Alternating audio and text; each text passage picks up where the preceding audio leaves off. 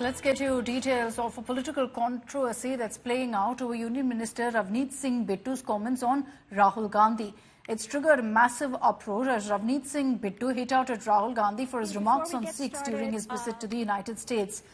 Bittu then went on to call Rahul the #1 terrorist of the country and said he wasn't Indian.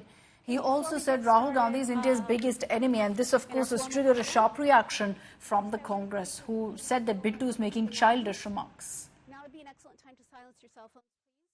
मैंने challenge किया ऊपर में stage पे बोल के भी कोई सिख यहाँ पे जो खड़ा है किसी पार्टी से जुड़े नहीं है।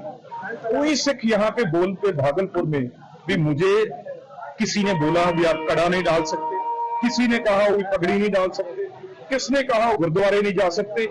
एक सिख यहाँ पे खड़ा होकर कह दे मैं बीजेपी अभी छोड़ दूंगा। अब बिल्कुल बॉर्डर पे सिख हैं भाई, देश की रक्षा वो करते हैं, उनको साबोटाज करने की कोशिश की है। राहुल गांधी खुद देश के #1 टेररिस्ट, अगर किसी को मेरे ख्याल से किस पे इनाम होना चाहिए पकड़ने के लिए, या देश का सबसे बड़ा दुश्मन जो जिसको लानना चाहिए एजेंसीज को, वो आज राहुल गांधी है। इन परिवार ने, गांधी फैमिली ने पहले सिखों का मैसेकर, कत्लेआम नहीं, एक साजिश के तहत गलियों में भगा भगा के हमारी मां बहनों के रेप किए।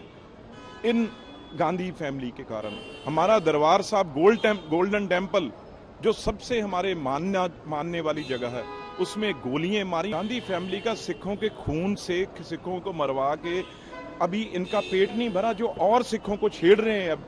और अब जो विदेश में बैठे टेररिस्ट ग्रुप कह रहे हैं, उनकी सीधी बोली जो है पन्नू की, जहां जो फंडामेंटलिस्ट हैं वो राहुल गांधी ने बोली हैं। और मैं क्या राहुल गांधी को कहूं, फिर मैं तो ये बात पार्लियामेंट में सामने जब मेरे होंगे उस वक्त भी मैं ये बात कहूंगा।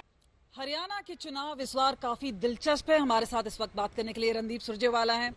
सर, पहले तो हम बात करते हैं देश के चुनाव की। अभी रवनीत बिट्टू का बयान है, और खास तौर पे यूएस में जिस तरह के स्टेटमेंट और टिप्पणी दी गई है, उसके बाद रवनीत बिट्टू ने उल्टा पलटवार किया और यहां तक बोल डाला है कि राहुल गांधी देश के #1 टेररिस्ट हैं।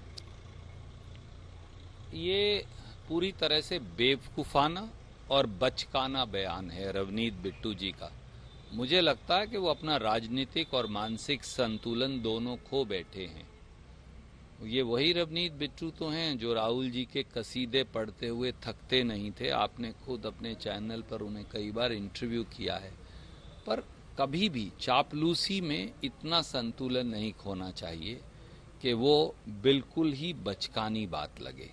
इसलिए मुझे नहीं लगता कि कांग्रेस को इस प्रकार के बेवकूफाना, बचकाना और संतुलन खोई बातों पर कोई टिप्पणी करनी है। राहुल गांधी, बड़े दुख की बात है, कांग्रेस पार्टी के सबसे बड़े नेता बनते हैं और उनको देश से कोई प्यार नहीं है। आप उनकी नेशनलिस्टिक मानसिकता देखिए, कैसी नेशनलिस्टिक मानसिकता है कि देश के बाहर जाकर के देश की बदनामी करते हैं।